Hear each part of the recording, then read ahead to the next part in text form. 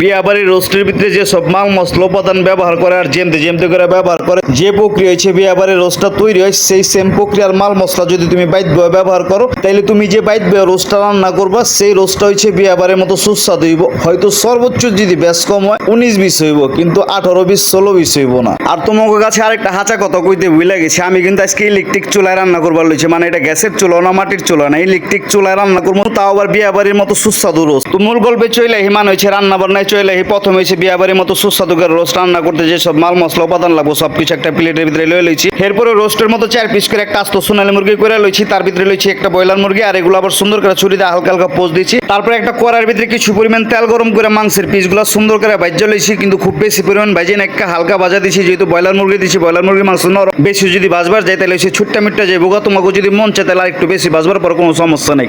মাংসগুলো গরম তেল থেকে উঠাই লওয়ার পরে গরম তেলের ভিতরে কিছু পরিমাণ তেজপাতা, দারচিনি, এলাচ আর লবঙ্গ দিয়ে দিচ্ছি। এরপরে দিয়ে দিচ্ছি পেঁয়াজের পেস্ট এবং 5 মিনিট সময় পরিমাণ এই পেঁয়াজের পেস্টগুলো লাড়াচাড়া দেওয়া ভাজতে হইব। পেঁয়াজের পেস্টগুলো মোটামুটি 5 মিনিট সময় পরিমাণ ভাজা লওয়ার পর এর ভিতরে দিয়ে দিচ্ছি কিছু পরিমাণ কাঁচা মরিচ আর একদম বাংলা লবণ। মরিচ আর বাংলা লবণ যোগ করানোর পর আর কিছু পরিমাণ সময় লাড়াচাড়া দেওয়ানোর পর এই জায়গায় দিয়ে দিচ্ছি কিছু পরিমাণ ধনিয়ার ফাঁকি। এরপরে দেখলাম যে তেলটা পরিমাণ মতো হয় না, মানে তেলটা কম হয়ে গেছে, রোস্ট রান্না করতে যে আরো কিছু পরিমাণ তেল যোগ করার লাগবে। পরে আমার স্বাদ এবং রুচি অনুযায়ী এই জায়গায় অল্প কিছু পরিমাণ সরিষার তেল আর হচ্ছে পরিমাণ মতো সয়াবিন তেল ঢাইলা দিছি। অল্প পরিমাণ সরিষার পরিমাণ মতো সয়াবিন তেল যোগ করানোর পর এই জায়গায় শাহি জিরা, জয়ত্রী, সাদা গোলমরিচের পেস্ট দিয়ে দিচ্ছি, দিয়ে একটু লাড়াচাড়া দিচ্ছি।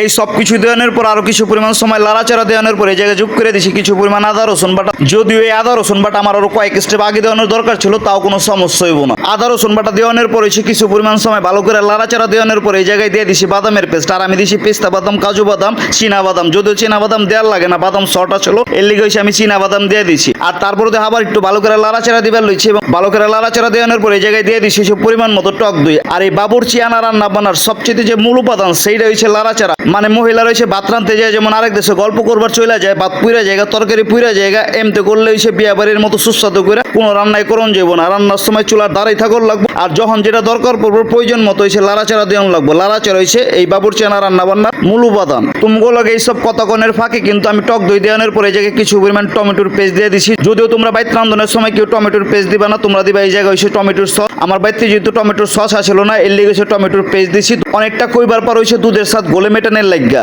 টমেটোর পেস্টগুলো দেওয়ানোর পর কিছু পরিমাণ সময় লাড়াচাড়া দিয়ে এই জায়গায় কিছু পরিমাণ শুকনা মরিচের গুঁড়া দিয়ে দিছি। আর এই শুকনা মরিচের গুঁড়া হচ্ছে তোমাদের স্বাদ এবং রুচি অনুযায়ী যে জায়গা মতো খুশি দিতে পারবা, কোনো সমস্যা নেই। কিন্তু একটা জিনিস বুঝতে হইব, এটা আবার বেশি পরিমাণ দিন যাইব না, তাইলে তো মনে করো জাল ফ্রাই হয়ে যাইব আর রোস্ট রান্ধন হইব না। শুকনা মরিচের গুঁড়া দেওয়ানোর পর একটু লাড়াচাড়া দিয়ে এর ভিতরে দিয়ে দিছি আলু বুখারা আর কিশমিশ। এই যে আর অহন দিবার লইছে একদম বাইতে তৈরি অরিজিনাল খাঁটি ঘি। এই ঘিটা কিন্তু কেনা মানে হচ্ছে নিজেরা বাইত বেয়ে তৈরি করছে। আর এই যে মশলাটা যে আমি পাকাইবার লইছি, এই মশলাটা পাকান না কোন সময় যে একদম পরিপূর্ণ ভাবে হইব, এই জিনিসটা বোঝানোরও কিন্তু একটা ট্রিক্স আছে। আর এই ট্রিক্সটা আমি আজকে তোমাকে শিখাই দেবো যে ঠিক কোন সময় মাংস রয়েছে এই জায়গায় দিয়ে দেওয়ার লাগবো। আর এই যে তোমাকে কথা কনের ফাঁকে কিন্তু আমি এই জায়গায় অল্প কিছু পরিমাণ চিনিও যোগ করে দিচ্ছি। আর এই যে এখন যে মাংসটা যোগ করবার লইছি, এখন মূল কাহিনীটা হচ্ছে মাংসটা যোগ করানোর আগে তোমার বুঝতে হইব আমরা যে মরিচগুলা দিছিলাম, ওই মরিচগুলা কিন্তু একদম তাজা তাজা জোয়ান জোয়ান মরিচ আসলো। আর মরিচগুলা যখন দেখছো মোটামুটি বুড়ো হয়ে গেছে, পুরা বুড়ো হয় না একটা, কিন্তু মানে লেতলেত হয়েছে, মোটামুটি বয়স হয়ে গেছে, বয়সের বার একটু বেকা কেকা হয়ে গেছে। যখন মরিচগুলা হালকা হালকা বুড়ো হয়ে গেছে, তখন এই সে মাংসটা এই জায়গায় যোগ করে দেওয়া লাগবে। আর মাংসটা এই জায়গায় যোগ করে দেয়া কিন্তু তুমি যদি বয়ে থাকো তাইলে কিন্তু হইব না, তলটা কিন্তু লাড়াচাড়া দেওয়া লাগবে, নাইলে কিন্তু পুড়ে যাইব গা। আর মাংসটা যোগ করে দেওয়ার পর ঠিক কতটুক সময় পরিমাণ তুমি চুলার ভিতরে রাখবে সেইটাও কিন্তু তোমার জানার লাগবে। এই জায়গায় মোটামুটি 12 থেকে 15 মিনিট সময় পরিমাণ মিডিয়াম আছে তুমি চুলার ভিতরে রাখবা। তারপরও কিন্তু এই 12 থেকে 15 মিনিট সময়ের ভিতরে তোমার কয়েকবার তলটা লাড়াচাড়া দেওয়া লাগবে যাতে পুড়ে না যায়।